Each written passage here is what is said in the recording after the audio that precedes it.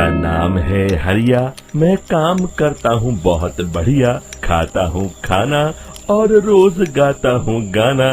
अरे यार, आज तो बहुत देर हो गई। इस खतरनाक जंगल को देखकर तो मेरे हाथ पैर ठंडे हो गए हैं। अगर मैं वक्त पर गांव नहीं पहुंचा तो मालिक बहुत नाराज हो जाएंगे। तभी हरिया को एक आवाज सुनाई देती है। सुनिए हरु जी। अरे, ये आवाज किसने दी? तभी हरिया को सामने कुछ दूर एक औरत खड़ी दिखाई देती है। अरे भाई, ये औरत अकेली इतनी रात को इस जंगल में क्या कर रही है? चलकर पूछना पड़ेगा। फिर हरिया अपनी बैलगाड़ी उस औरत के सामने लाकर रोक देता है और उससे पूछता है। अरे सुनिए, आप इतनी रात को इस खतरनाक जंगल में अकेली क्या कर रही हैं? तभी वो औरत मीठी आवाज में कहती है, अरे हरु जी, आप आ गए। मैं कब से आपका इंतजार कर रही थी। वैसे तो यहाँ से काफी लोग गुजर चुके हैं, लेकिन मैं खास आपका इंतजार कर रही थी। अच्छा, तुम सच कह रही हो? मुझे तो यकीन नहीं हो रहा है। वो क्या है ना, आज तक किसी ने मुझसे इतने प्यार से बात नहीं की। हाँ हाँ हरु जी, मैं सच कह रही हूँ। अब देर मत करिए और जल्दी से मुझे मेरे घर तक छोड़ दीजिए। हाँ हाँ, कौन सी बड़ी बात है, अभी छोड़ देता हूँ। आप मेरे पीछे बैलगाड़ी में बैठ जाइए और मुझे रास्ता बताते चलिए। फिर वो औरत हरिया की बैलगाड़ी में बैठ जाती है और हरिया बैलगाड़ी हाँकता हुआ आगे चल पड़ता है। फिर उस औरत के बताए हुए रास्ते पर चलते चलते हरिया बैलगाड़ी लेकर एक काली गुफा के आगे आकर रुक जाता है। हरिया उस औरत से पूछता है, हाँ देवी जी, आपका घर कहाँ है? यहाँ तो एक गुफा के अलावा और कुछ नहीं है। तभी अचानक वो औरत हवा में उड़ने लगती है। देखते ही देखते उसका सुंदर रूप एक डरावनी चुड़ैल में बदल जाता है और वो जोर जोर से हंसती है। अरे तू तो एक नंबर का बेवकूफ निकला। तू तो बड़ी आसानी से मेरी बातों में आ गया। अरे मर गया रे, ये तो एक चुड़ैल है।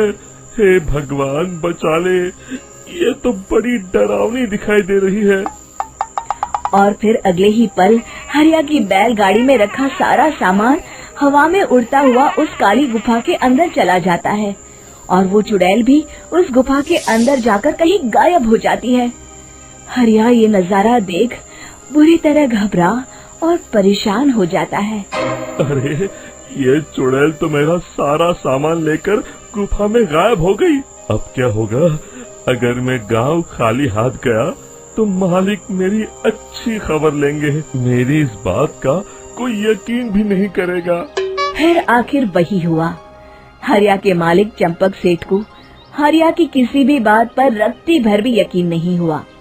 चंपक सेठ को लगा हरिया झूठ बोल रहा है और उसने ही लालच में आकर सारा सामान हड़प कर लिया है। फिर हरिया को बेईमान समझकर चंपक सेठ उसे काम से निकाल देता है। अगले दिन अपनी दुकान में परेशान बैठा चंपक सेठ गुस्से में बड़बड़ाता है। अरे, दुकान में तो सामान बिल्कुल भी नहीं है। अब मुझे ही शहर जाकर सामान लाना होगा। फिर वो अपनी बैलगाड़ी लेकर शहर चला जाता है। शहर से सामान लेकर जब चंपक सेठ वापस गांव लौट रहा होता है, तभी उसे एक आवाज सुनाई देती है। चंपक जी, ओ चंपक जी। अरे, ये तो कोई मेरा नाम लेकर मुझे पुकार रहा है। फिर उस रास्ते में वही औरत खड़ी दिखाई देती है। फिर क्या था, हरिया की तरह चंपक सेठ भी उस औरत के पास अपनी बैलगाड़ी लेकर जाता है और वो भी उसकी चिकनी चुपड़ी बातों के मुंह जाल में फंस जाता है। फिर चुड़ैल उसे भी अपनी गुफा तक ले जाती है और उसका सारा सामान लेकर गुफा में गायब हो जाती है। बेचारा चंपक सेठ लाचार होकर खाली हाथ गांव लौट आता है। फिर ये उस जंगल में रोज की बात हो जाती है। जो कोई भी शहर से कुछ लेकर गांव की तरफ लौटता, वो चुड़ैल उसे बेवकूफ बनाकर उसका सारा सामान लेकर गुफा में गायब हो जाती। एक दिन हरिया एक लकड़हारे को उसी जंगल की तरफ जाते हुए देखता है। फिर हरिया उसे रोकते हुए कहता है, अरे भाई, क्यों अपनी मौत को दावत दे रहे हो? मेरी बात मानो, आगे जंगल में मत जाओ, वहाँ एक बड़ी भयानक चुड़ैल रहती है। लकड़हारा हरिया की बातों को नजरअंदाज करते हुए कहता है, अरे भाई, मुझे पहले ही बहुत देर हो चुकी है, मुझे जाने दो भाई। शाम तक लकड़ियाँ काट कर शहर के बाजार में बेचना है। तुम अपनी ये कहानी किसी फुर्सत में बैठे इंसान को सुनाओ, मैं तो चला। इतना कहकर लकड़हारा वहाँ से आगे जंगल की तरफ चला जाता है। फिर अगले दिन गांव के मुखिया के घर के बाहर बहुत सारे लोग जमा हो जाते हैं। तभी हाथ में कुल्हाड़ी लिए खड़ा लकड़हारा कहता है, अरे मुखिया जी, अब आप ही हमें बचाइए उस जंगल वाली चुड़ैल से। हमारा सारा काम तो शहर से ही होता है। अरे मुखिया जी, उस चुड़ैल की वजह से तो मैं पूरी तरह बर्बाद हो गया हूँ। हम सबको मिलकर उस चुड़ैल का कोई इलाज करना पड़ेगा। तभी भीड़ में खड़ा वीरा कहता है, आप लोग चिंता मत करिए, कल से वो चुड़ैल किसी को नहीं लूट पाएगी। मेरे पास एक बहुत अच्छी तरकीब है। तभी चंपक सेठ उसका मजाक उड़ाते हुए कहता है, अरे तेरा नाम वीरा है तो क्या हुआ? तूने अभी उस चुड़ैल को देखा नहीं है? जाकर अपना काम कर, बड़ा आया। तब मुखिया जी कहते हैं, नहीं नहीं चंपक सेठ, मुझे लगता है हमें इस लड़के को एक मौका देना चाहिए। फिर सभी गांव वाले मुखिया जी की बातों से सहमत हो जाते हैं और वीरा शाम को एक बैलगाड़ी में कुछ सामान लादकर उस जंगल की ओर चल देता है।